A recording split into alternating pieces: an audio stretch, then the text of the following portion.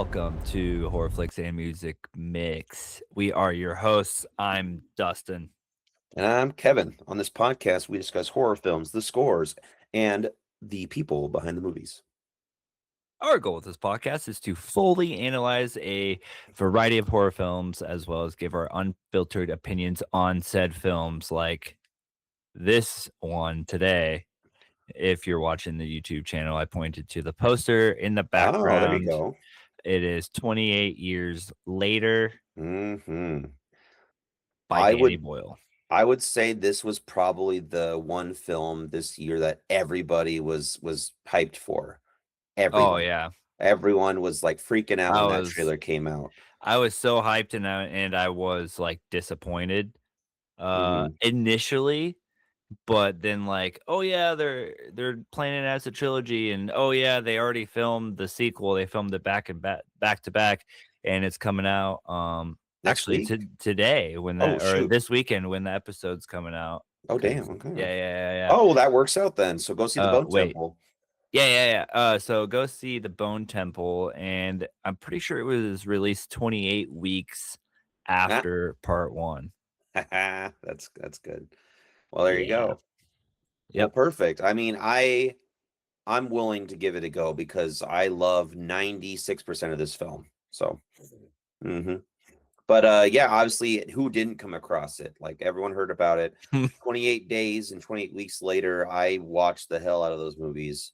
Um, gosh, all the time. Oh yeah, 28 Days days and later, like weeks. it changed my life. Like when I watched it, I remember seeing the trailers for it. It was like 2002, so I was just 10 years old, Yeah. and like it was only in select theaters. That was back when I didn't know, and I was like, oh yeah, and I didn't think it ever came to the theater, but it only played at like one theater for like a couple weeks. hmm But I actually managed to rent this one that at Hollywood Video, and I remember Yep. watching it Yep.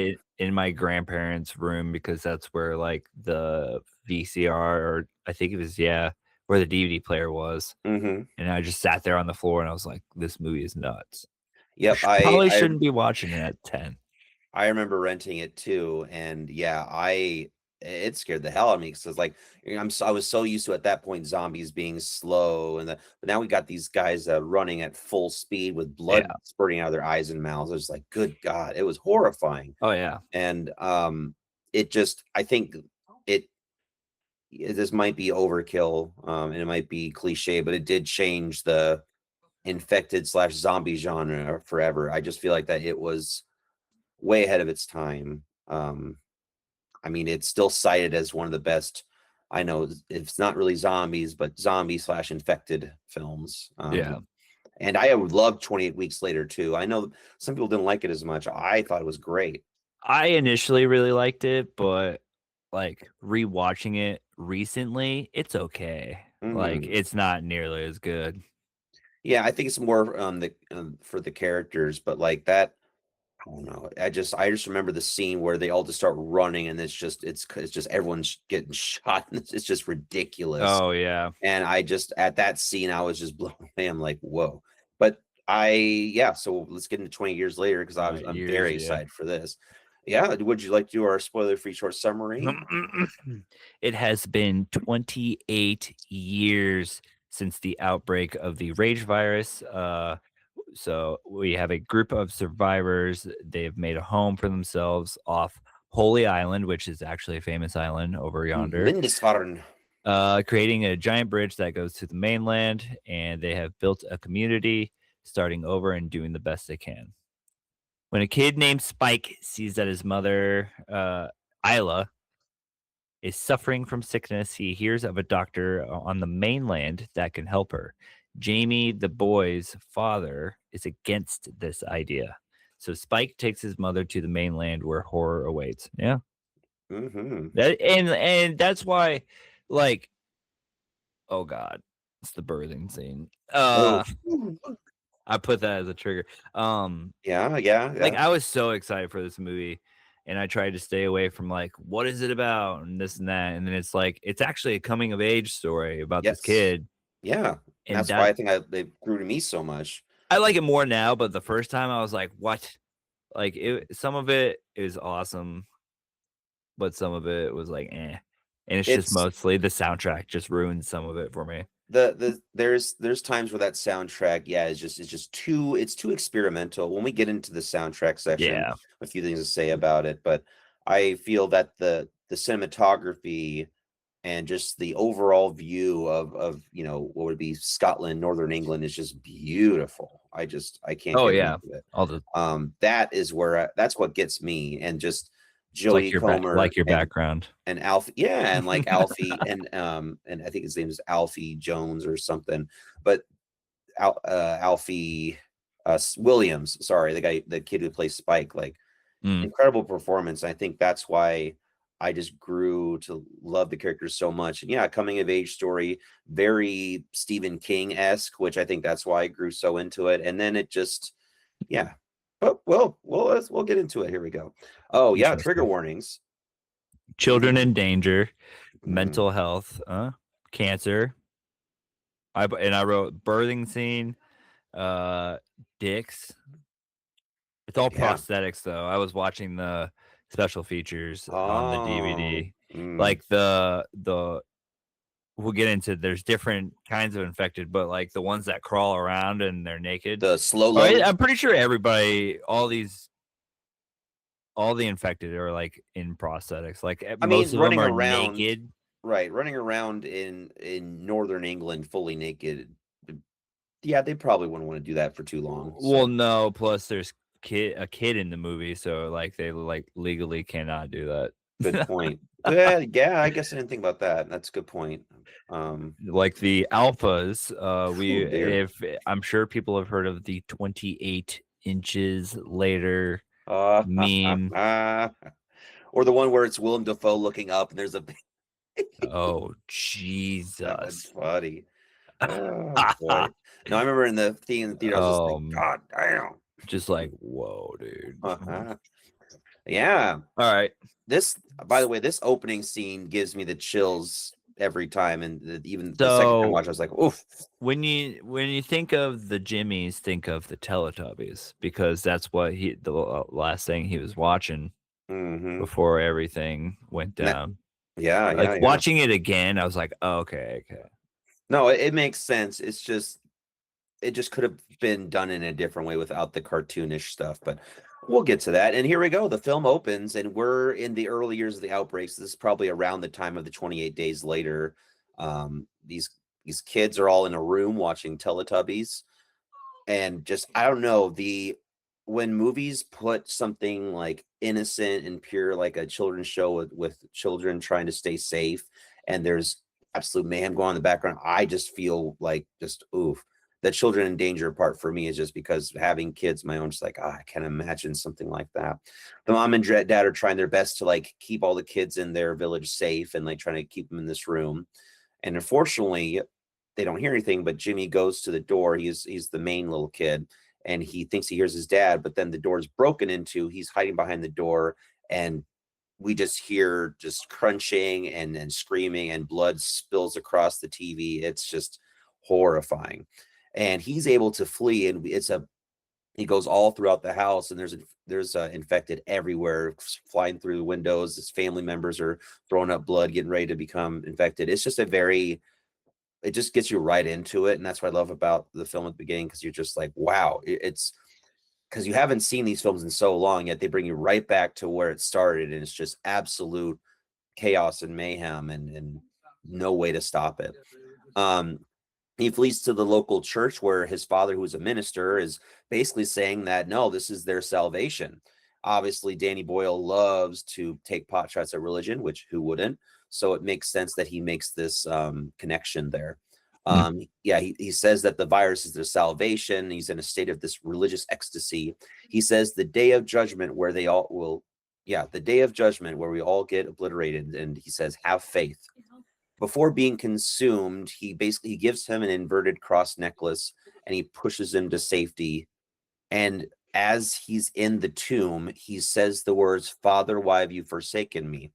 Now, fun little thing there, that is what Jesus said to God. So it's quite interesting how that, and then Charlton Heston said it as well in the film, or no, Charlton Heston said it.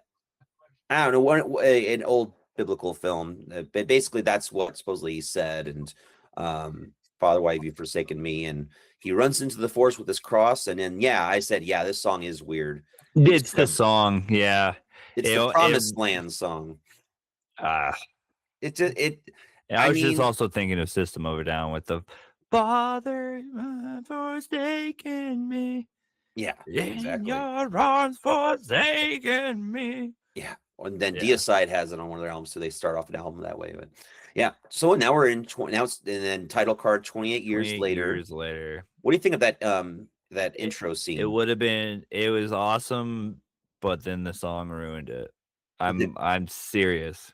Mm-hmm. I'm like, it almost just ruins it. It's just there's stuff that the young fathers do that sounds cool when they do more of the ambient stuff, but then there's like this weird, like I said, it's like neo folk new age stuff. It doesn't match a very intense horror film. So anyway, 20 years later, we get a little title card and it says the rage virus has been eradicated in mainland Europe, but the British Isles still remained under an indefinite quarantine. It's like, man, something like that happened 6 years ago. We get these beautiful shots of Holy Island, or known as the island of Lindisfarne. It's a beautiful location. It's obviously was shot on location, which makes it even cooler. We meet Spike, our main character, who's 12 years old, and his dad, Jamie. And we see that they live in a village where basically people are just kind of starting over. So people are doing work, they're farming, they're herding sheep. We have a Fletcher and a Boyer, a guy who's making bow and arrows. We have a blacksmith. We're going back to the roots of settlement in England. And I do appreciate with Danny Boyle, like he's trying to showcase how British history has gone full circle, because yet again, now we're back to them being settlers, just like the Vikings were settlers. And the same island would have been the year, I don't know, would have been technically 700-ish CE. So interesting. Spike and his dad are having breakfast, and upstairs the mom is freaking out. Jodie Comer. Jamie tells Isla it's Spike's first time to take him to the mainland. Isla starts yelling at him, and basically she calls him a cunt like 8 times. Like, damn. It's like, whoa, she's mad. Mm-hmm. Because she keeps asking why he's not going to school, but we start realizing that she's not quite in her right mind, because there's times where she's at a good level and she understands what's going on, and there's other times where she's very confused and doesn't know where she's at and starts calling people different names. So Spike was able to get his mom some bacon. Very nice son. He's like, I'm off to school, Mom. So off to school he just after that whole fiasco, and she's like, oh, where are you going? And he's like, I'm going to school. But nope, he is not going to school. He is going to become a man in this ceremony where he is going out to go with his father to essentially see the land, become a hunter. Everyone in the village is cheering them on, and before they go, 12 years old though. I know. Well, I mean, 13 would make sense. In a lot of medieval societies and ancient societies, 12 years old made sense. So I really think Danny Boyle just keeps playing into the history card there. Yeah, 12 years old was seen as adulthood.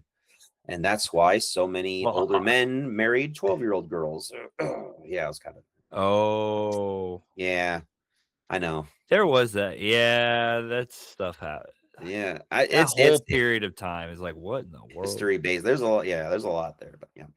All right. So the leaders of the village see them off. Get banned after that. Sorry. No, I'm just being honest. It's the history. No, I forgot about that until you mentioned it. I was like, oh yeah, I did hear that. It's like, so that's for them, 12 years old was like manhood, womanhood, puberty. The idea between 12 and 18 was like not. It's like, oh, they're just older adults, even though they're still technically children. But either way, they let them know, like, hey, now as you go out, make sure you come before the tide is up, because that means the water will go up, and they will have a tough time crossing, because it's all based on the bridge is a land bridge, and it's built specifically to be visible and to be used when the tide is down and the water is down. Yeah. So they have to be back after a few hours. Well, they go, and now we get. I love this part. We get the one of the few quote unquote songs or ambient pieces that this band Young Fathers does. I love. It's the Boots, and if you haven't seen the movie but you've seen the trailer, you know it. It's very, very cool. I love it. Yeah. It's because we One get of the best parts of the movie. because we're getting a look at British militarism. So we're looking at this father and son who are going out into the world to combat this threat. And we keep seeing images of boys in training during World War I, or the English longbowmen during the 100 Years' War, ancient Roman bowmen during when they were invading the Scottish. Well, they were trying to invade the Scottish Highlands. We keep getting this back and forth of these. I'm glad you did the notes on this. It makes sense. Yeah. Oh no, it's very there. very history based, and it's just a really cool section, and it's I'd say this is when they should have just told this band or whatever to be like, just do some more stuff like this. Just do the. Do stuff That's like really this. from them too. I didn't Yep. know that. I thought. Yeah, all the ambient stuff they did all of it. So it's like, Hmm. why would they do that and then do that really crappy beginning song? But It's that song, and there's like one or two more. I'm just like, stop. yeah. Oh, I probably have them down here. Yeah. And so as they're walking through, we get these absolutely beautiful scenic vistas of the Highlands and nature, and we see all these very mossy trees, and just it looks like untouched nature, and it's really nice because that's probably what it looked like prior to human settlement. So we also get some, as this is going on, we get some weird montages of infected, and they're all like bright red in the night, and they're eating a deer as we're going into images of the 100 Years' War. These clips are crazy.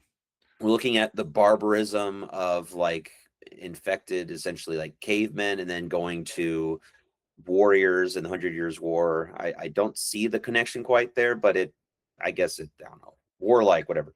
As they move, we finally they finally come into contact with one of the crawling infected. They're called them Slowlos. It'd be cool if they called them slow bros, but no, slow. I know. Yeah, it's like it's not like slow and low. It's just yes. He's like, oh, it's a slow low. It's like, oh, okay. Yeah. And they're all bloated and gross, and they just crawl around. They just crawl and eat worms. Eat worm. Well, yeah, it's eat worms. And we start getting like, okay, when you fight them, you want to go for the neck. That's where they're weakest, and so that's the best way to kill them. So for the first time, Spike is able to kill one of the Slowlos. Another Slowlo comes by and he kills him too, the dad. And so we get our first few kills. And now off they go, and Dad's really proud of him. Like, it's almost like they went hunting. It's like, oh, that's my boy. You shot that Slowlo, and off we go. Yep. And I love that when they're walking around, it basically just looks like Middle Earth. So for me, I'm just like, yeah. I mean, it makes sense because J.R.R. Tolkien lived around these areas. So they go up to a cottage, and in this cottage, they are looking around for any gear items. They find a frisbee, and they're like, oh, look at this. It's like, what's that? Oh, it's a frisbee. It's like, so you don't know what a frisbee is? Yeah. And they start hearing some cawing from the back, and we see a raven that's chewing on, well, it's actually the liver of a hanging infected. This is actually a mythology reference. The story of Prometheus, who gave humanity fire, and Zeus essentially hated that he did that, so he had him chained to a rock and had a bird come by every single day to peck out his liver. So there was a connection there, probably because this infected hanging upside down is supposed to represent, well, in his chest is carved the name Jimmy. So it seems that Jimmy has some kind of connection, playing with fire type. Yeah, I don't know. It's neat. Speaking of which, where are you at so far with our two of our main characters here, Spike and Jamie? Like, how are you invested in their story and them as a father and son? Yeah, this was like, I was turned off again. I'm going back to the song at the beginning, but then the whole Boots thing happened. He's like, "Yeah, I'm taking my kid out," and they start going out, and I remember watching it for the first time. I was like, "All right, yeah, here we go. It's ramping up," and Yeah. it's cool to see because yeah, it's been almost 30 years, 28 years. Of course, the infected's there's gonna be some sort of like evolution or some Yeah. shit or different kinds. Or yeah, the Uh, virus will slowly mutate over yeah. time, which makes sense. So Yep. yeah. No, this whole part, yeah, I like it. I liked it. Mhm.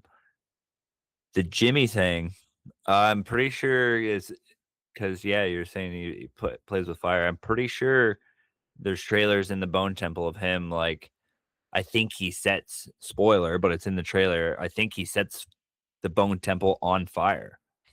Well then, wow. Danny Boyle knew what he was doing. So maybe I'll have more of appreciation. It's I'm just, like, I almost want to look it up. I mean, it would make sense. So very cool. Let's see. I'll pull it. I'll see here. Yeah. And maybe I could show a small clip of it. Oh, it's a trailer. I mean, if it's a publicly released trailer, Bone Temple. Spotify's been on our asses lately about putting in stuff, and it's like, I know we're trying our best. As we put in that emo anthem the other time, and Veronica. yeah, No, we'll admit I fixed that. Yeah, I fixed it. yeah, I was like, I made it as a catchy song though, so Because they'll be like, oh, copyright, and then you gotta like fight it or whatever. But there's like options, and it's like, no, I'm just reviewing or criticizing or something. I'm not like using it. And then they'll be like, all right, that's cool. Word. All right, I Yeah. pulled up this this trailer. Brought the fire. Well, I mean, it's still it's something that I didn't catch the first time. So the second time is when I started noticing all the Jimmy stuff. I didn't Yeah, I didn't catch it at all. And I don't know. I think the Bone Temple might give me more answers that I want in terms of like why all the silliness that when we get to that section of the movie. Or it just was a bait and switch and it's like, gotcha, it's actually very serious again. it's probably serious. Yeah, I mean, it looks from the trailer, it definitely looked like they were going back to, like you said, their roots. So roots, bloody roots. Roads, bloody roads. But yeah, as the infected's hanging, essentially Jamie's like, you got to kill it, and it's interesting that Spike was totally fine with killing the crawling guy, but if he's tied up, he feels bad for him. So it kind of already plays on the fact that Spike has a heart of gold, and even in the worst circumstances, he feels like that something about this is wrong. A tied up, even though it's infected, it's tied up and in pain. So why should I do that? He does finally do it with a great headshot, but yeah, and then Jamie's like, "Good boy." It's like. We're now back on the island, and we get more of those. I lied. I totally lied about the trailer. Oh, it's okay. There is fire, but I mean, we'll see. There must be some connection if they wanted to. If we wanted, I think he purposely links that. There's a lot of fire, yeah, in the trailer. Yeah. But okay. Yeah. Now we're back on the island, and we see all these kids learning to use bows and arrows. And then it shows a montage of Roman bowmen and British longbowmen. So yet again, showing the militarism of British society throughout its history, and they're just following the same thing too. And then some other weird shit, like we got a woman in a weird mask that keeps coming up, and then they find a ripped apart deer, and we get our first image of the alpha, and we see it literally tear its head clean off, but it like brings its spine out too. It's just and that's not the last time you see it do that. And then he puts it up on a tree while all the other infected like eat it. Yeah, I'm like, damn, the alpha's here. They start running back, and the alpha roar, sending a bunch of infected off to kill them. So interesting. Now all of a sudden they are being chased because the alpha supposedly can control the other infected, and Now they're running back into the cottage, trying to find a way to get out. We get a really intense chase Terrible scene. situation. Yeah. It's terrible. It's one I would not want to come across one of these alphas for multiple reasons. One, they're just terrible. They're gonna rip your fucking head off. Yeah. Two, that thing's swinging around, Nah. and you're just like, oh my god, this thing's gonna kill me. Like, it's like a helicopter. Get out of the way. Um, it's it'll knock you out. they're running back to the cottage and they're finding a way to escape. They're like, shooting bows. They're shooting arrows at the infected, and luckily they're basically Legolas, so they can keep going through. And Jamie and his son, they will just barely get into the attic, or sorry, the cellar, and they're able to close the door. And No, the attic. Attic. Sorry, I was right Yep. the first time. Yeah, and the infected can't find them anywhere, and they just basically try to sleep through the night because remember they were supposed to be back by now. So on land we see everyone's setting up for a party for when Spike returns. Yeah. And we get one of the girls in that weird mask again that keeps coming up, these death masks.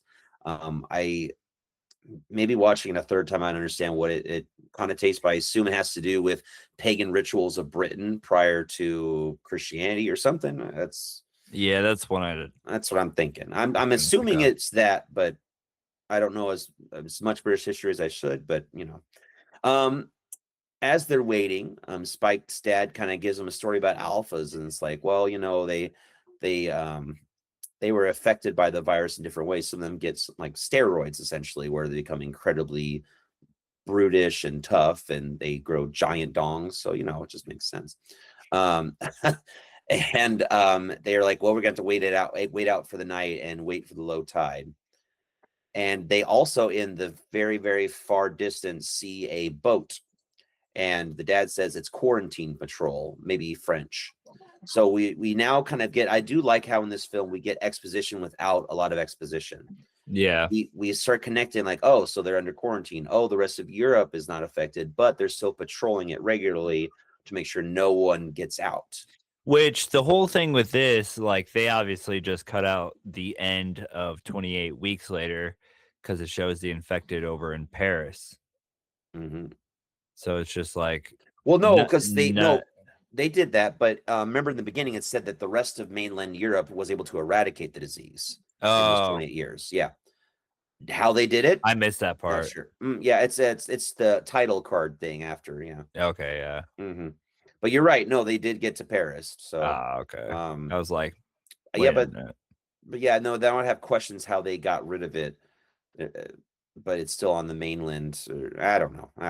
Anyway, neither here nor there. So we see how Spike, goes sleeping. We get this really weird dream sequence. His mom is drowning, and then we see images of the infected again, and then we get all these deer. A stampede starts, and all of a sudden he wakes up, and the house is falling apart. It's like, well, damn, because of this giant weight of deer. Since no one's hunting them, well, except for infected, I guess, they're just be able to run free. And of course, by this point, they're like, well, now we got to run. We got to get back. They start running back to the island, noticing that it seems like the alpha is not there for now. They said the water's still pretty high, but they can probably get across. They were able to get to the gate, still running there. And all of a sudden, way in the distance, we see this alpha going like full speed. I would be horrified. It's like, holy shit, like he is just running without stopping at all. Like, damn. Yeah, he just like yells and just just fucking bo. You're like, oh shit, you can see this thing coming at you like a train. Yeah, and they're basically trying to call the gatekeepers to like let them in. Yeah, and they start blasting the alpha with arrows, and it's barely stopping them. But luckily, they have a giant ass ballista, and they put it straight through its heart. Like, and then last second too, he's about to catch them. Yeah. And they just get there, and all of a sudden we switch over to a party, which just reminds me of like anytime soccer fans in England, like their team wins, it's just an absolute shit fest. And that's what they do. All of a sudden everyone's partying down. They're all drinking. Spike's drinking. I guess 12 years old is fine to drink. And then all of a sudden we see the dad, he's dancing and he's getting hot and heavy with one of the other people on the island who's not his wife Isla. Yep. She's actually a teacher on the island, and they're going off for some risky business. And yeah, the party, the way they shoot it, it is very overstimulating. I would hate that kind of party. It's just too much. It's It's too a much. lot. I'm like, good lord, it's not, anyway, I mean, if it's the end of the world, I guess I'd go all out too. So I get it, but still. Spike goes and follows his dad and sees him getting it on with a girl named Rosie, the teacher, and obviously he's upset about this. So he runs home and he sees his friend Sam, the guy who made his bow and arrow. He's watching over his mom, and he starts talking to Sam. It's like, yeah, when we were out there, we saw some fire or some smoke in the distance. Didn't know what it was. He's like, oh, that might be Dr. Kelson. We're like, who's this? It's like, oh, he was my doctor about 30 years ago. Spike is thinking his dad is lying about everything. He's like, oh, well, he didn't say that was that. He didn't know what that was. And now he doesn't love my mom. Yeah. Dr. Kelson is odd. Spike then decides to go up and rest with his mom. And now it's the next morning. So a lot has happened in the past 40 minutes. But now we kind of get the crux of it. So we have this coming of age where now Spike is quote unquote a real man. And it's interesting that immediately what he wants to do is, instead of go out and party, have fun, he wants to go right back to his mom, which I think showcases that 12 years old is too young to be doing that kind of shit. Well, I don't know. What do you think? Yeah. Like it was, yeah, the whole them going out and all that was cool. And then like the party scene and his dad doing all that, it's like, like damn, like of course. But at the same time, Spike, like thinking that his dad lied about the doctor, like I don't think his dad knew it was a doctor. When he told him, he's like, yeah, it was a crazy dude burning bodies. You know what I mean? Like, and so I guess Spike's mad at him for going to cheat on his mom, but now it's this like spiraling thought, like, okay, what else has he lied about, cheated about, and he thinks it's everything when it's just the one thing. Yeah. I mean, And still bad, but then again, I feel like that in the end of the world, things might be a little bit different. I don't know. It doesn't matter either way, but no like matter what, later on when I'll talk about it later. He kind of does the same thing Spike does later on because he just doesn't understand, basically. Yep, that's he true. doesn't get it. He's only 12.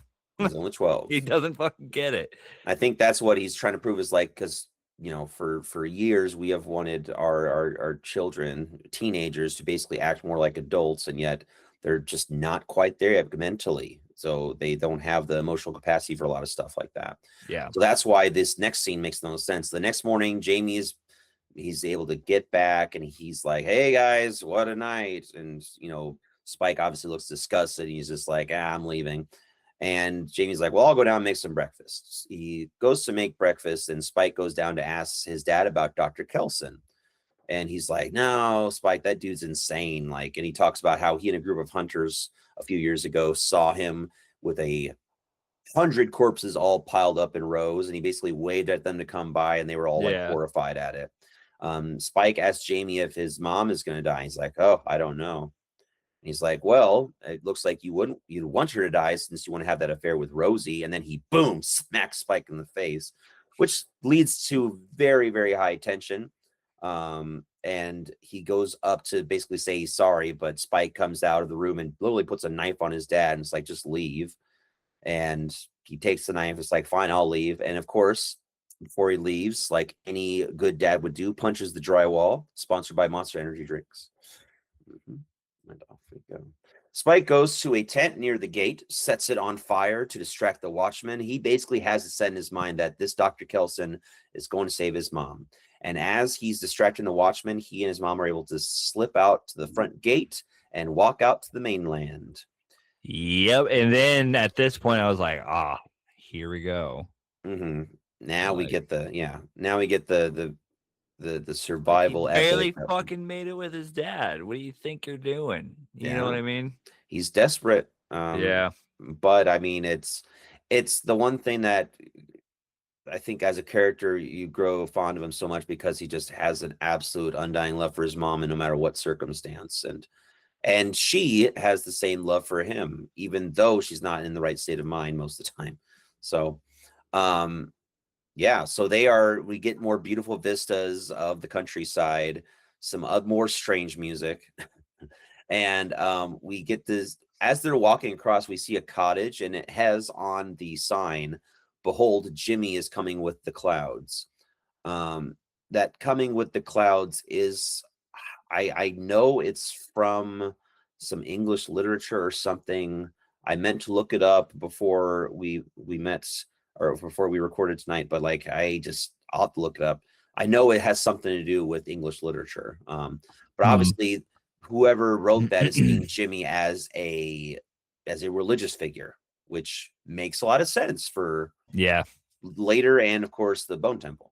Yeah, with some of the like imaging Hmm. and like movements and like stuff, yeah, stuff that he does. Yep. Yeah, I put we get some very hippy dippy music as they keep walking along. It's just very like I don't know. I wasn't a fan of this too much. They decide to rest Oh, at they a don't even have that? What? oh So I'm looking up at the soundtrack right now because it's almost the end of the movie on uh-huh. my TV. But they brought back that Godspeed You Black Emperor song. And Ooh. it's not on the soundtrack, which is funny. Huh. Well, it's on the first one though. So Yeah. maybe they're like, why put it on there again? I don't know. But yeah, see, Mhm. that is a soundtrack. That's what you put some good music to. That the stuff on 28 Days Later is just mm, excellent. Anyway, um, they decide to rest at a nearby cathedral. It's very ironic that they're resting at a cathedral next to a sign that says "Behold, Jimmy." So this is the same kid that hid in a cathedral. So there's a connection there. Yet again, more religious stuff. And as they're because the idea that when you stay in a cathedral or church, you get sanctuary from outside forces. So it's supposed to be a place of safety. So it's interesting that the one place that's supposed to give them safety, and up comes a demonic creature, aka known as the Slolos. And as Spike is falling asleep, a Slolo is slowly crawling up to him, just Yeah. about to eat him. Then a boom, a bag goes over his head, and he wakes up, and all of a sudden it's dead. Yeah, you're like, what? We find out right after that that Isla was able to take that bag and bash the dude's brains in. Oof, hell yeah, that's a good mom right there. Right? It's like, yeah, lucked out basically. Mm-hmm. Almost died. Almost. We get this cool ass scene where all the special service guys, yeah, now we just switch to completely different people. They're a group of Swedes, I could tell because I'm Swedish. They're my people. They're running away from infected, flying down a riverway, and they're fucked. They're getting attacked. They're in this place where there's no way out. They're trying to shoot, and one of them gets caught and they're about to turn to infected. One of the other guards shoots the other two guys so they don't infect everyone else. Then he gets killed, and it's just all out panic. They just barely escape into a dark passageway. They lock the gate and they start heading down this very dark tunnel, and this is probably the best atmosphere of the movie because we get this very creepy ambient stuff. I'm like, they just stuck with stuff like this. Yeah. That was excellent. Yeah, exactly. Like there's just some parts are way better than It's others. just like just like I I love that stuff. Minimalistic ambience for movies like this. I'm down for. Yeah. Um, Yeah. and as they're walking down, trying to escape what they think that they're safe for now. Boom! Jump scare, and Alpha comes out and rips a dude's head out of his spine. It's like, oh, we've seen that before. Yeah. And then he takes the body of that guy and whacks another dude with it. And he That has whole his head part, turned up. yeah, is like you said, the soundtrack. That's like what it should be. It's what it Mm-hmm. should be. The score, you Yeah. know. One of the soldiers just barely escapes and he's able to get out. And then we cut right to some infected who are nearby at a river, at a little creek, trying to catch fish. And one of them is actually pregnant. So I think it's really interesting that Yeah. I don't know. I don't know if you would agree with this. You think that the director, and I'm pretty sure it's what he's doing, he's actually trying to humanize the infected. Right? He's trying to make them Well, seem yeah. eh, And then later on, we find out, oh, okay, it was the alphas. So it's like, what happened there? I don't want to Yeah. know. I don't want to It's know. well, it's just they're going back to their basic instincts, mammalian instincts to look for food. It's because we've got this society that's trying to progress forward in Holy Island, and then we've got the mainland where everyone lives in barbarism. It's also interesting too that those on the mainland, their sense of religion is not quite there, while those on Holy Island, like they try to have some kind of connection to religion, while those on the mainland do not. They're just there to eat, sleep, and find people to bite. So, or find people to rip their heads off. It's interesting. Um, as they're walking around Island Spike, we get, I'm gonna say it. I know it's a horror movie. It's supposed to be focused on that, but this is, I would say, one of the most beautiful monologues ever. But that, I mean, of the year. When Jodie Comer, who's a great favorite actress of mine, she was in a show called Killing Eve, which is just beautiful show. I love it so much. She does this monologue about when she last came here with her dad, and she thinks she's talking to her dad. This is when she really starts thinking that in she's in some kind of state where she thinks Spike's her dad. So she's saying, "Hey, remember dad? Remember we used to come around here?"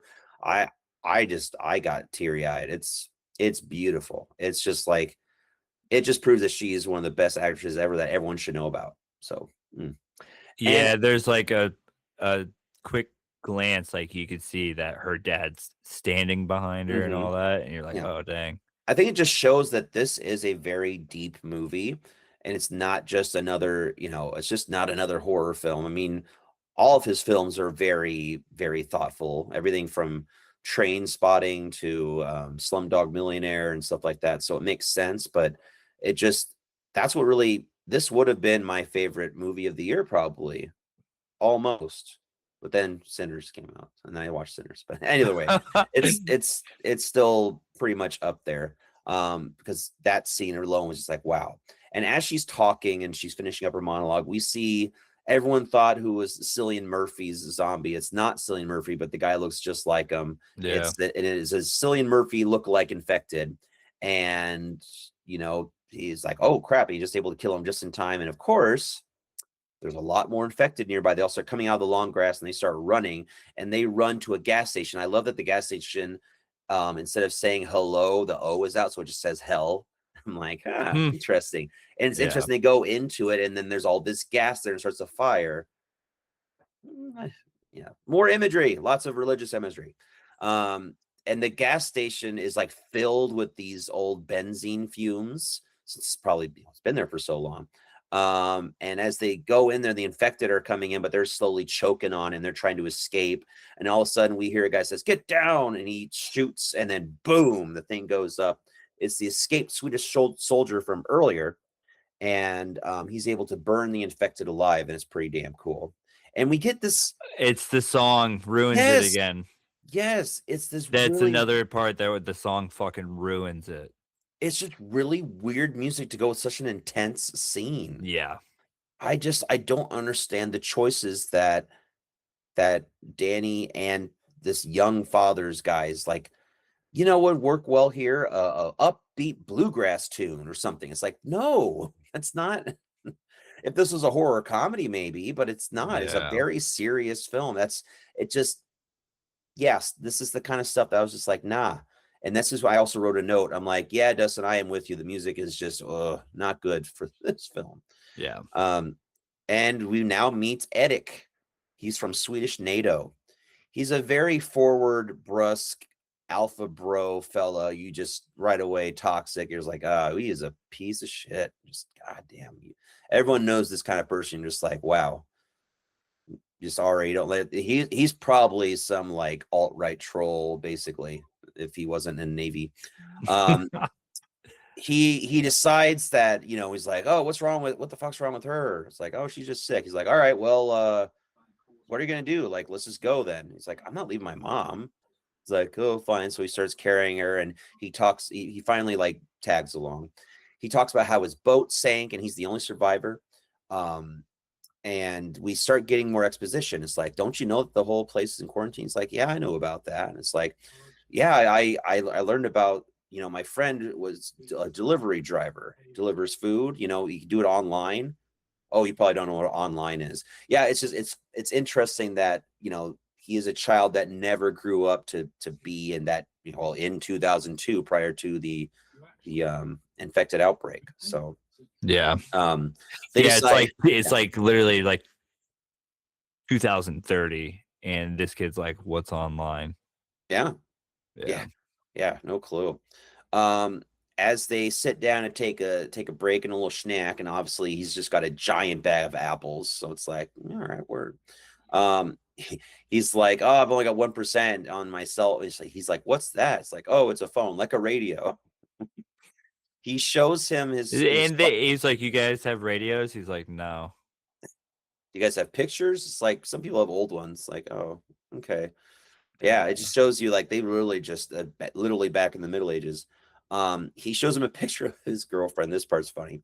Oh, And he's like, what's wrong with her face? yeah. He's like, what do you mean? She's fucking beautiful. What you talking about? It's like, oh, it's like my friend who was allergic to shellfish. And Yeah. it's like he's doing the So ducky awesome. face. And then it dies, and he's like, oh, he just throws it into the ground because it's useless. Like, he's never able to charge that thing again. So, Yeah. yeah. Oh gosh. And then all of a sudden Isla starts calling Spike dad. He's like, why the hell is she calling you dad? And he makes fun. Eric makes fun of her, and she snaps back. I was like, no, he's not my dad. It's like, I know a dick when I see one. Oh Yep. yeah. What do you think of this pairing of Eric and Isla and Spike? I mean, like, they're lucky he saved their lives, basically. Mm-hmm. And it was a nice tie-in from like, because like in the trailer it shows like military, and you're like, what? Where's the military? Because they're Mm-hmm. back in the Middle Ages, basically, like you Yeah. said. But then you find out, oh yeah, there's patrol boats, and he's all like, yeah, we hit a rock and sank. Mm-hmm. What did he say? Something on the rock. Oh, Scotch on Scotch the on the rock. rocks, like because Yeah, they're Scotch on the Scotland. I was rock. like, that's clever. Very, very And clever. now he's just like stuck in this situation. He's like, oh, I guess I'll help you guys out. Mm-hmm. It, Mm-hmm. but doesn't Yeah. last too long. Nope. Literally, as they start walking through, they start hearing screaming coming from what would be a train park train car nearby. And Isla runs into this train car, and they're all like, wait, where's she going? Where's she going? And we see a pregnant infected. And everyone's favorite, we get to see a birthing scene. Ooh, boy.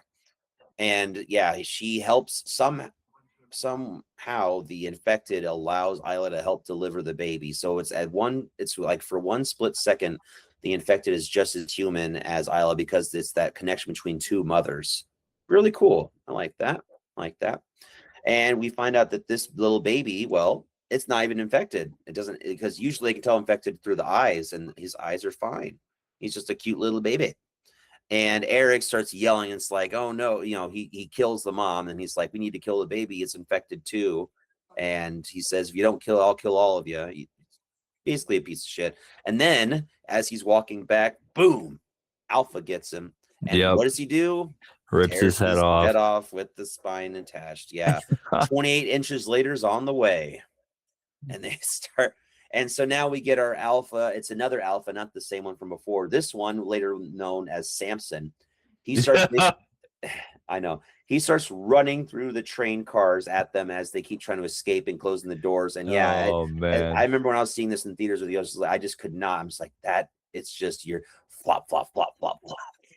It's like, whoa, damn. Like, Jesus Christ. It's like, God, Lord. Yeah. Yeah. Wowza. Oh man. And as they just barely escape, they get out of the train car, and as Samson, the Alpha, is this close to them, all of a sudden we see a guy completely orange, and boom, shoots him with a poison dart. Yeah. And it is the one and only Ralph Fiennes. Fiennes. I think it's Ray Fiennes. Ray Fiennes. Is how he pronounces it. Ray Fiennes. Either way, It's Voldemort. It's Voldemort. Yeah, Ray Fiennes and then Cillian Murphy. Killian. Did I say Cillian? Ooh, Yeah. Killian Murphy. Yeah. It's the It's British. the Irish. It's the Irish. Voldemort. Ray Fiennes in a lot of stuff. He does a lot of stuff. 007 recently. Mm-hmm. Yep. The Menu. Red Dragon? Yeah. Yeah. The Menu. He was in a lot of different things. Either way, incredible actor. So great. And yes. Throughout from this part to the end, he becomes my favorite character. It's just, yep. So I like that they're going to show him more in the Bone Temple because I want to learn more about Dr. Kelson. I think he steals the show, and not only as the actor being amazing, but just the characters are fascinating. So we meet this guy, and he's very strange, eccentric. He's like, "Oh, hello. Well, you're probably wondering why I'm all orange. I'm covered in iodine." So he was the actual doctor, so it makes sense. He's talking about how the disease hates iodine, so the infection hates it. And we find out that this dude's not a madman and not a crazy dude. He's just a smart doctor living on his own and trying to create something for generations to remember all the dead. And he brings Spike and Isla and the baby to the Bone Temple, which they built on site, and it took them 6 months to build it. Wow. See, yeah, that's why I love special features. I found that out in the special features on the DVD that I got, people. That's the main reason I get DVDs and Blu-rays is for the special features. And that's why I'm assuming, built or filmed part 1 and 2 back to back. I assume they didn't want that staying up there forever. It'd be like a big thing of bones. Well, I guess they're not real bones. I mean, if they would, that'd be just I mean, it's very reminiscent to. You've probably seen pictures of that bone chapel in Romania. Maybe. I bet you have. Probably. If you listen to metal, you've seen it. Like everyone has a picture. Every metal band has a picture there if they've been there. It's really cool. The Bone Temple in Romania. I can't remember what it's called. Life of me at the top of my head, but yeah, it's neat. It's like a catacomb and all these skulls and bones. And there's a hanging chandelier of femur bones and yeah. Is this it? Whoa. Yeah. The Sedlic ossuary. Yeah, ossuary, which is a Latin term for a bone area. It's in Czech. Oh, Czech. It's Czech Republic. My bad. Nope, not Romania. Czech Republic. Yeah, very cool. Yeah, I'm looking at it. Yeah, now that's a cool trip. Oh, here, let me pull it up for our audience. I've been there. Yeah, for our audience here, because that's what was. I think that's probably what they were going for when they were creating the Bone Temple. Because it's just, yeah, it is just so. It's so. If you're on YouTube, you can take a look at this with us. Like I could see some people saying this is just way too morbid for me, but maybe it's because I'm a horror fan and geek. I would find this fascinating. That's crazy. Yeah. So as you can see, they got clear inspiration for the Bone Temple from this. Yeah. But yeah, I want to go someday. I would love to see it. It looks so cool. Yeah. So as we go through this Bone Temple, basically, Dr. Kelson says, picture. Here we go. No. Dr. Kelson says that this is a memento mori, basically a way to remember the dead. And then we see all of these bones scattered about, and then we have the one main mound of skulls right in the center.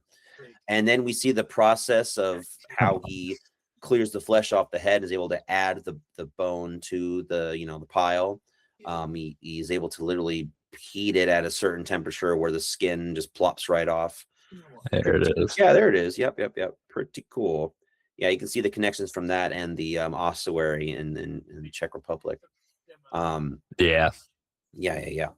So as we're getting near the end here, I mean, you're probably going to be in agreement with me. What do you think of Dr. Kelson and this kind of storyline? Good stuff. Yeah, really great stuff. Great. It's good. Do it again, but better. Yeah, this is when it got better. Yes. Yes, yes, yes, yes. Oh, sorry. Yeah. So the now, he talks about this, and it's interesting that while he's melting a head essentially to put a skull on the monument, we have Yeah. Isla holding a baby amongst an entire area of skulls and bones. The cycle of life and death literally shown in real time. Yeah. So almost like this has always been a part of our history. I think Danny Boyle is trying to prove that. And like I said, maybe completely off here, but I interpret it as death has always been a part of our history, but there will always be life. So it was kind of a hopeful little message. Yeah. And we're getting to the most emotional part of the movie now. Yeah. This part hurt because as someone who lost a parent, I know anyone who's lost a parent, it's incredibly rough. And I think the first time I had to I'd hold it together. Actually, this time though, I was very teary eyed because it just reminded me of my own personal loss. But it proves that this is why this movie for me was just so great, and I was so emotionally invested. And then who knew that 12 minutes later it just is like, phew, nope. I'm just like, it's like that. They should have ended it here or something, and then do the silly stuff and just anyway. I don't know. But all of a sudden, so Dr. Kelson, the whole point of this was Spike wants his mother to be taken care of and to be checked out. He does all these tests on him and obviously on her, but he doesn't have obviously biopsies. He has no other ways to check, but he is very clear that it is cancer and it is spread throughout her entire body. Spike is very obviously sad to hear this, but even worse is that I don't think he's heard of cancer before this. I think he learned about it, but doesn't know exactly what it does. But he does explain it to him, it's there's no way, there's no cure. She is going to die. And that's when we see when Isla's hugging Spike, she kind of gives a nod to Dr. Kelson. There seems to have been an agreement as Spike was holding the baby on his own while they were talking that she wanted to end her life in her own way, and we get this peaceful death. And he is able to basically blow a poison dart at her that slowly kills her and euthanizes her. And it is, when Spike realizes this, he is obviously mortified. But Dr. Kelson right away is like, we're going to take care of this, and I want you to place your mother's skull at the absolute top of the temple to honor her life. Oh, it is. Well, he says put her in the best place, and put her in the best place, and it's just top. Damn, that part. I think that's when I'm so invested with this movie. I think it was something so beautiful where you get The Last of Us, the TV show, did the same thing. But then again, I played the video game, so it's a post-apocalyptic world, but it's all about these really well done characters. And I've only known Isla for the better part of 30 minutes, while we've known Spike for a lot longer. But you just felt what he felt when he saw his mother, die, but he was able to honor her in some way. Very beautiful. And now we're getting near to the end of the movie. Okay.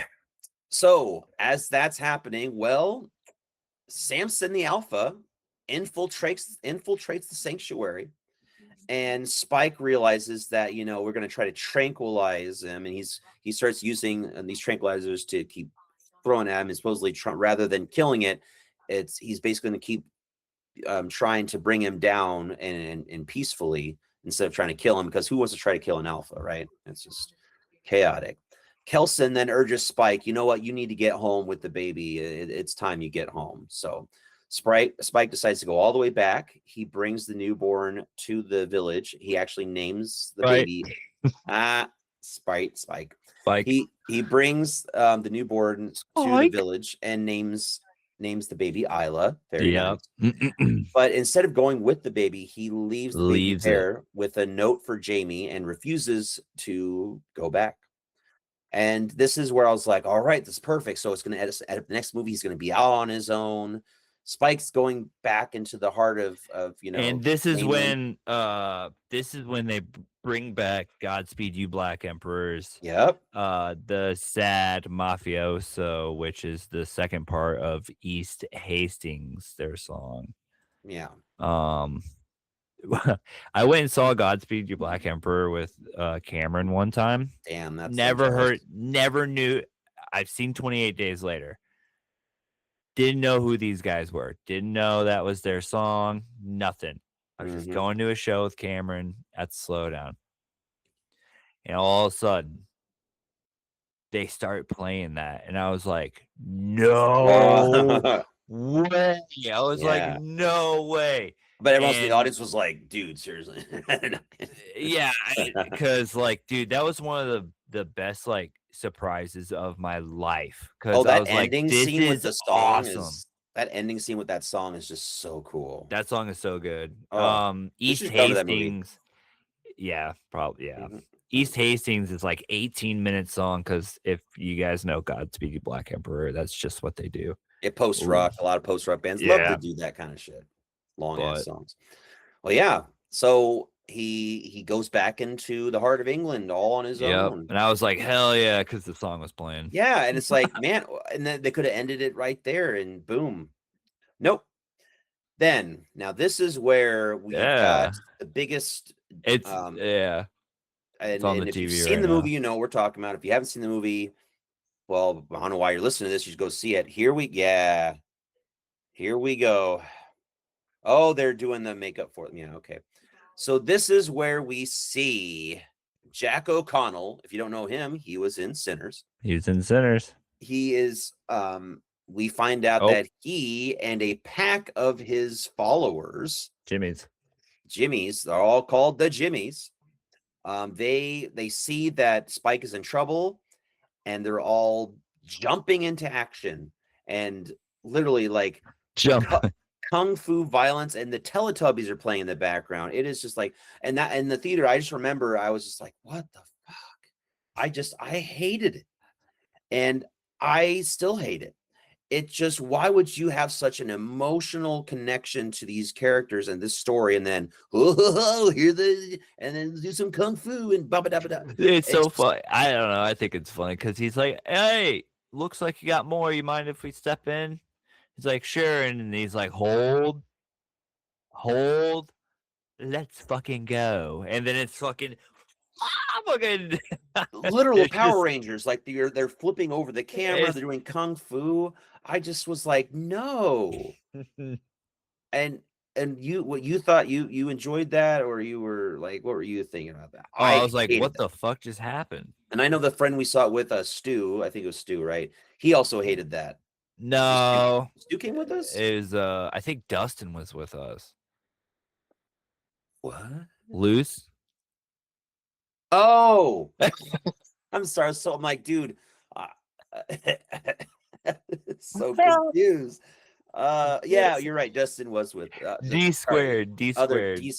And Eric and Addie. There was like a group of us. Oh, okay, yeah. And then Dustin's friend. Yeah, Dustin and his friend. You're like, what? Oh, okay. I was like, my brain just broke. I'm like, wait, excuse me. Yeah. We got that recorded. That'll have to be a meme. I just broke Kevin.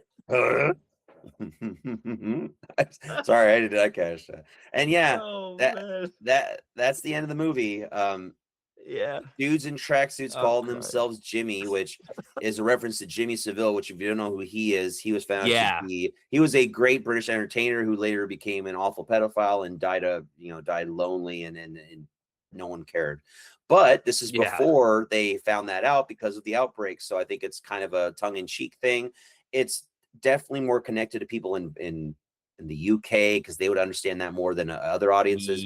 But it still doesn't matter because why the fuck are they doing kung fu moves in this movie that's all about survival and hardship? And then here come these clowns. I hated that.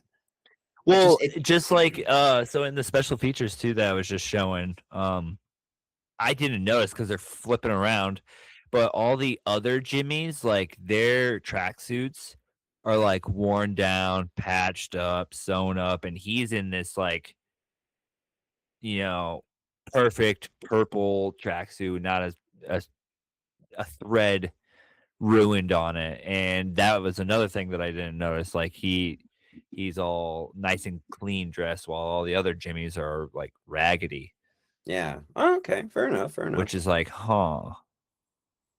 Yeah. What's that supposed to symbolize? He's the leader, I guess. I don't know. Very true. Well, what about scenes that stick out for you? I said that scroll up. I mean, so I said the cinematography is great throughout the whole movie. Shot with iPhones and special lenses. Scenes that stuck out. I wrote the birth, the Yeah. alpha dude, that whole train sequence basically, and then whenever the whole part, Bone Temple, Ray Fine, that was awesome. Yeah. And I would also put like Boots when Spike and his dad Yeah, I are think first the going whole out. section of just Spike and his dad, That that whole part. first 40 minutes is that's probably my favorite part. But then when he goes out with his mom, basically, it's not really scenes for me. It's like sections of the Sections, movie. yeah. It's just it's put together so well. So and performances from actors, I just think Alfie Williams, that kid, dude, he's gonna go places. I hope to see even more things. Jodie Comer, I can't say enough of how amazing she is. She needs to be in way more movies. And of course, Ralph Voldemort doing the best as always. Mhm. Ralph. Yep. Ray. Ralph. Ralph. The special effects, I appreciate that we go back to a lot more practical effects. A lot. There's a lot of oh, here we go. Oh, yeah, look at that. Hold on. Yeah, see, this is how it should be, horror directors. This is called practical makeup effects. Yeah, that's oh god, I gotta get that so I can watch this kind of stuff now. I love special features. Anyway, but yeah, so there is a little bit of CGI use. However, the majority of it, I mean, the 90% majority of it is special makeup effects and visual effects, and Yeah. that's how it should be. It just looks great too. So Yeah, the only like I think CGI to my knowledge in it is when they're running back across the water Yep, and Alpha is chasing them with the sky. They're running. That's a whole green screen, but yeah, you can kind of tell a little bit on that one. That's the only section I thought, but everything else looked very everything okay. else shot on site. Bone Temple built by hand. Yeah. 6 months. All right. So overall feeling Prosthetics. about it for you then? I like it a lot more now than like the first time because I was so pumped and wanted so much out of it, and it turned into something that I wasn't expecting at all. But now it's like, yeah, this movie, it's good. It's a good movie. It's a great movie. Yeah. I would say it's better than the second one, but can't wait for the Bone Temple. No, I can too. I mean, it's a 5 out of 5 movie if it wasn't for the 1 hour 45-minute mark. So like it but I feel that it's not fair to judge the entire movie in the last few minutes. It's just it really just threw me for a loop, and I still just don't like that tone change and that whole just presentation of it. But the rest of the movie is so excellent that I'm just like, you know what? I'll be fair and still give it its stars and its kudos. And I do look forward to the Bone Temple because maybe I will grow to like these Jimmies and see what they do. Yeah. So when I was looking this up, total kills. Somebody said all this stuff happened off screen, and they got a total of like 667. Oh, So 626 humans, 38. Oh wait, I gotta change the math on that. Oh, dude, it should be 666. ooh. Actually, because they had 3 animals. They counted the worm as an animal. I'm like, it's a worm. What animals are? I mean, Worms are yeah, animals? we're Yeah. all right. 667, 3. It's a living being. It is. Oh, It yeah. is. Mhm. Yeah. 626 humans, 38 infected. 3 animals, and I was like, Wow. it's more like 15 people on screen, 30-ish infected get killed. Yeah, 3 animals. 626. I mean, I that don't means know. that they must have counted all the bodies that were the that's It was that's a something bit with all much. like the bodies, and it's just like Jesus Christ. Yeah. But like, yeah, the deer getting his head torn off, all the infected getting killed, the people getting killed. There's a lot of kills. There's a Yeah, yeah, lot. yeah. Sound score, soundtrack. We've talked about this. Yep, young fathers. Young father, and then yeah, like I said, like we both said, basically, is like, geez, some of the choices were not it. Mhm. But then they brought back East Haste, or not East Haste, the Sad Mafioso from Godspeed You Black Emperor, and I was like, yep. Note, Yeah. I remember hearing that they were going to do it, and they did it. Godspeed You Black Emperor is not on Spotify because they took their stuff off. Mm. I have YouTube L- Music, so I can hear them anytime. Oh, nice. Yeah, like King Gizzard did that. Mhm. Godspeed, and I think Massive Attack was trying to do it too. Yeah. Oh, yeah, Trying to- I saw that Massive Attack did, yeah. yeah, There you go. but And as we've talked about, much of this soundtrack was neo folk, new age, hipster stuff that it just doesn't. It's one thing, like I like hipster music or like indie rock, but it's like they were just trying to do too much. Like the Promised Lands, the theme is kind of neat. It's got a lot of strings, and it's very orchestral. Well, it's like a string quartet, but the voice of the dude is just awful. He's like, it's like, oh god. But then you get highlights like Boots from the trailer in this really cool montage, and then you get Alpha's main theme, which is this really very cool, like haunting ambient theme, and then you've got this song called Sheku, which has like indigenous instruments and odd chanting. Oh, did I do something? no, I'm just messing. Oh, I thought I was holding my mic wrong. That would have been all funny. I think, but it's because like when I was listening to it, Oh. like there was like 4 or 5 songs where Hold on. oh Something legit happened. okay. Now it's time to get a water break.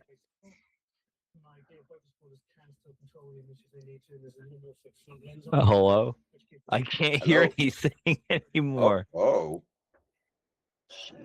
shit. We had to switch off stabilizing, which meant I had to work out a way of holding this. My sound broke. Oh, we blew out your speaker. This is the second version, which is called I think, called the adapter version, which is a combination of Hello? Hello? stage, which I don't know what happened. Can you hear me now? Yeah, no, my output for my audio changed without me even doing anything. Oh, that's weird. Sorry. Yeah, I'll edit that out. I was like, I was messing around, and I was like, oh, whoops, something actually just happened. Yeah.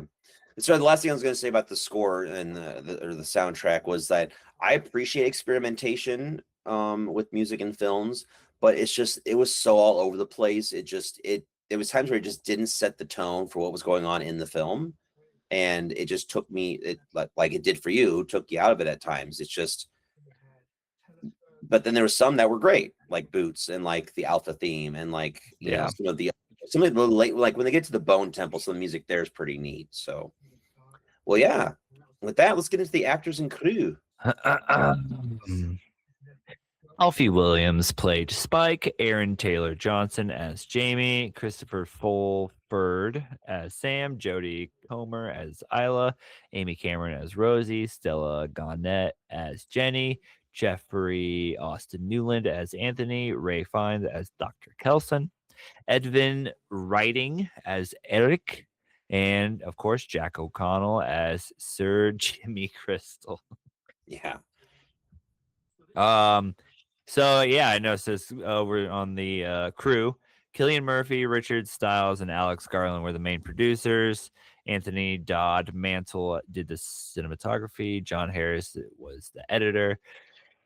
Carson McCole, Gareth Pugh were the production design. John Nolan studio for special makeup effects, and special effects included Sally Alcott, Charlie Bluett, David Darby, Joe Grover, Chloe Henderson, and 30 plus more people. Mhm.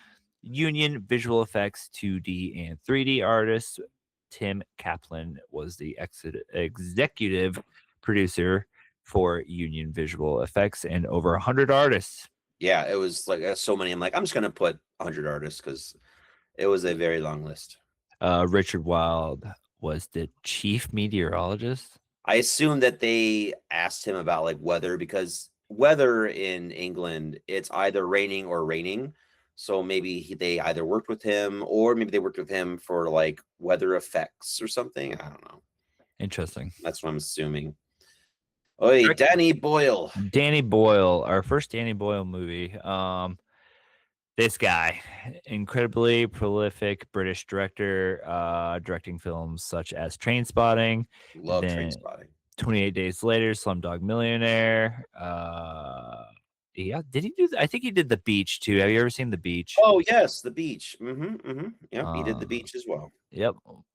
Which, yep, numerous awards, even directing the videography package for the 2012 London Olympics. Yeah, that's a big deal. Interesting. He is known for mixing a variety of styles, yes, with fast-paced cutting / editing, yes, experimental or modern scores, oh gosh, Yes.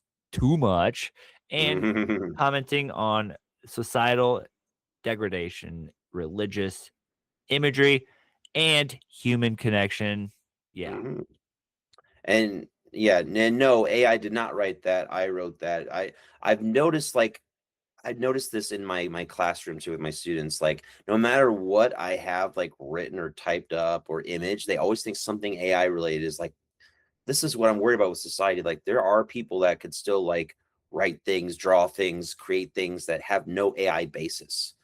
Just it scares me for our future. But anyway, that's another episode. The movie was released June 20th of 2025. Wow, that was last year. Well, yeah. In the UK or Canada. It has $60 million budget with 151 million gross worldwide, so pretty darn good. Now, this is interesting.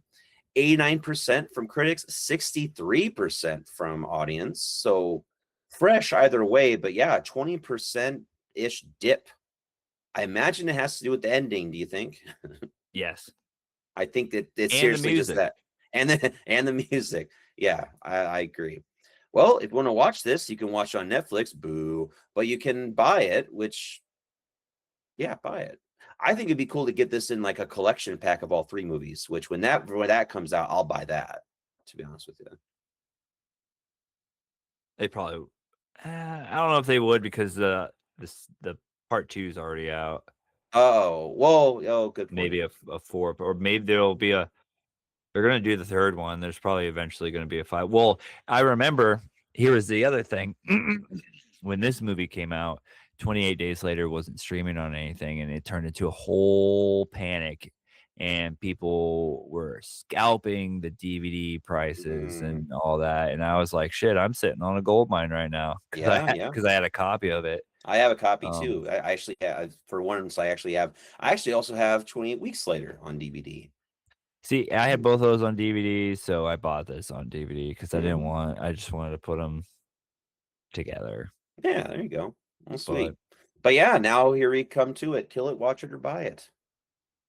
Buy it. Buy it, add it to the collection if you already have the first 2. And check out special features and fuck Netflix. So buy it. Yeah, I think buy it too. Rethinking it, talking us through it. That ending, it's just never gonna be. Maybe at some point I'll be like, okay, but everything else in it is damn near perfect. So I'm not gonna take away that from it. So I'm gonna say, yeah, buy this and watch it for sure. So yeah. That's going to be it for this week. Thank you so much for joining us. And if you enjoyed this episode, please give us a 5-star review wherever you listen to your podcasts. Give us a like on Facebook. Follow us on Instagram and TikTok. You can follow us on Letterboxd as well, where we put up all the movies we discuss and all types of movies. Of course, with Letterboxd, where can they follow you, Dustin, on Letterboxd? It is Dustin at HFMMPOD. And I'm Kevin at HFMPOD here in the Southtown where the kids don't play. No, I think only one person's going to get that reference. I don't know. I have that. I had that album actually. Yeah, that POD album. Wow, whatever one had the Youth of the Nation on it too. Wow. I never had that actually. Mm-hmm. I just listened to it whenever it came on though. Yeah, that's old school. But yeah, we love hearing from you guys. You can also email us at hfmpodcast@gmail.com. A new year and a new you. So we'd love to hear from more and more people. And whether whether you make movies, whether you love movies, whether you're a musician, just love horror, we'd love to have you on and talk about your favorites with us. Yeah, it's been a minute Mm-hmm.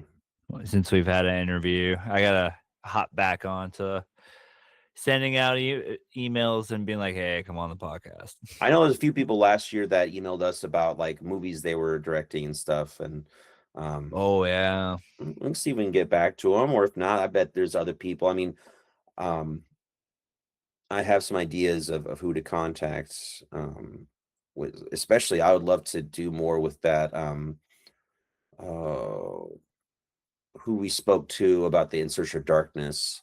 oh And then we're on the thing expanded. That would be cool to have him on one more Yeah. time. I love talking to that guy. So yeah, Robin Robin, or that's it. or David. Or David, or both of them at the same time. So on the next episode, Ooh. Yeah, Well, yeah. I mean, 2025. Like there was a lot of great films. we're still that in year. 2025. There's a couple more. There's still a couple more. We need to cover some others too. So, gosh, we've got. Should we keep it a secret, or should we tell them, or should we? I mean, have them vote. So what we have left, outside of Frankenstein, which is getting put on the back burner until I can watch it. Right. We have Together, The Monkey, Companion. Hey, did you see Companion? Yeah, I saw that. Yeah, I saw that one with Shelby. That was cool. Conjuring, Last Rites. What did I say? Companion, Conjuring, Together, The Monkey, or The Ugly Stepsister. So we have 4 or 5 left. Shoot. Companion, I don't know. Should that one? I liked that one. I haven't seen it in a little while. Yeah, I like that one. I really liked Ugly Stepsister though. That was like that one is like charm. needs to be talked Maybe about. we should cover that. The Ugly Stepsister. Yeah, I think so. I mean, it's on Shudder. Yeah, it's on Shudder. I think so. Mhm. That'd be a cool next one to do, a little body horror. All right, and on the next episode, we are going to talk about The Ugly Stepsister. Ooh. And if you haven't, if you've never even heard of this, yeah, I'm pretty sure, like you said, it's on Shudder, huh? Yeah. Do you like fairy tales? Do you like fairy tales that are really fucked up? Are you okay with reading subtitles? If so, watch this movie. Because I saw this at Alamo. Yeah, Hulu, Shudder, AMC Plus. Oh, so almost everywhere. What else we got? Shudder for AMC. You could rent or buy it on Amazon or YouTube or Apple. Yeah, TV. I'm gonna say it ahead of time. This is one I would buy. Mm-hmm. I wonder if I gave away my rating system way early, but I loved those systems. I wonder if there's a physical copy. Yeah, if you haven't even heard of this, just go watch it. It's a twist on Cinderella. Yeah, Cinderella. Body horror. Yeah, Is it a German movie? It is. I think it's Danish. Yeah,